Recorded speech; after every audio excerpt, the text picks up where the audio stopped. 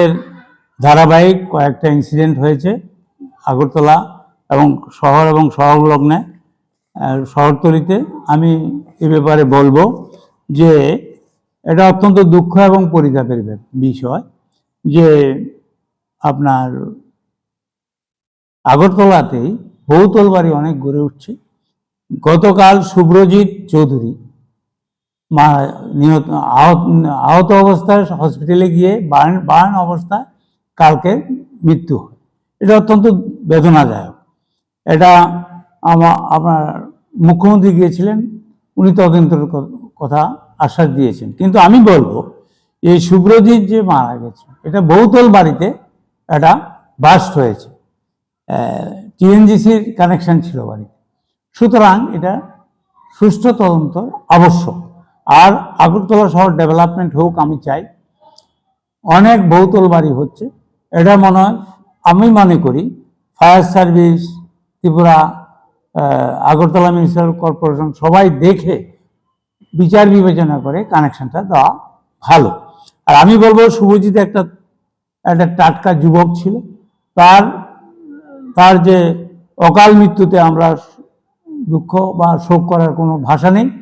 আমি যেটা বলবো ওর পরিবারে 5 লাখ টাকা অনুদান এবং একটা চাকরির আমি দাবি রাখছি মুখ্যমন্ত্রী মহোদয়ের কাছে, যদিও উনি অলরেডি তদন্তের কথা বলেছেন।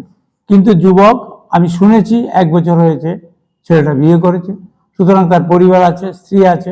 সুতরাং একটা চাকরি আমি দাবি করছি পরিবারে, আর 5 লক্ষ টাকা অনুদান। আপনি পরপর আগরতলা এবং শহর এবং শহরতলিতে ঘটনা ঘটছে। যেমন আমতলির কাঠালিয়াতে নিজেদের মধ্যে দ্বন্দ্ব শুরু হয়ে গেছে, যদুবংশ ধ্বংসের পথে। বিজেপি সংঘর্ষে আমরা সমীর দাস নামক একজন যুবককে আমরা হারিয়েছি। দ্বিতীয়টা আড়ালিয়াতে পার্টি অফিসের সামনে আপনি সন্ধ্যাবেলায়, 2 দিন আগে সন্ধ্যাবেলায়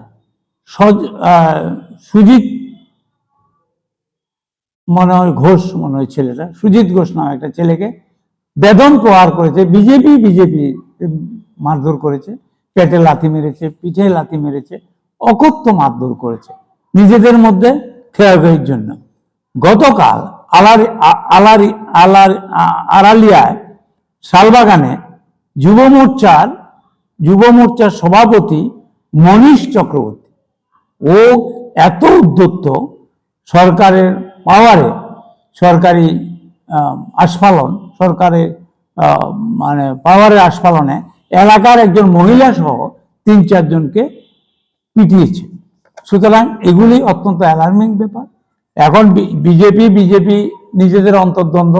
আমি বলবো মাননীয় মুখ্যমন্ত্রীর কাছে আমি অনুরোধ করব, দাবি রাখবো, এই যে বিচ্ছিন্ন ঘটনাগুলি ঘটছে এটা অত্যন্ত সমাজের পক্ষে ক্ষতিকারক।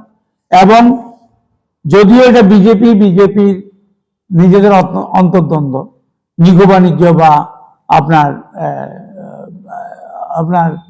বাণিজ্য, তোলা বাণিজ্যের ব্যাপার নিয়ে তাদের চলছে, কিন্তু আমি বলবো এটা যাতে চেক দেওয়া হয়, এটা যাতে সুষ্ঠু তদন্তের মাধ্যমে এটা যে অরাজকতা, অশান্তি চলছে কোথায়, আমতলিতে, আপনার আড়ালিয়াতে, এগুলি যে চলছে শহরের বিভিন্ন জায়গায় চলছে, এগুলি যাতে বন্ধ। বলবো আমি তো মোর দেন 55 ইয়ার্স আমি পলিটিক্স করি, কিন্তু আমি আমার পলিটিক্যাল ক্যারিয়ারে কোনোদিন নিজেদের মধ্যে, শাসক গোষ্ঠী নিজেদের মধ্যে হানাহানি করে খুন, আহত এবং র্যানস্যাক করা, নিজের মধ্যে মারামারি করা, এটা প্রকাশ্যে আমি কোনোদিন দেখিনি। এটা bad signal, bad sign for the society, bad sign for the Tripura future. এটা শক্ত একটা স্টেপ নেওয়া উচিত। আমি মাননীয় মুখ্যমন্ত্রীকে বলবো।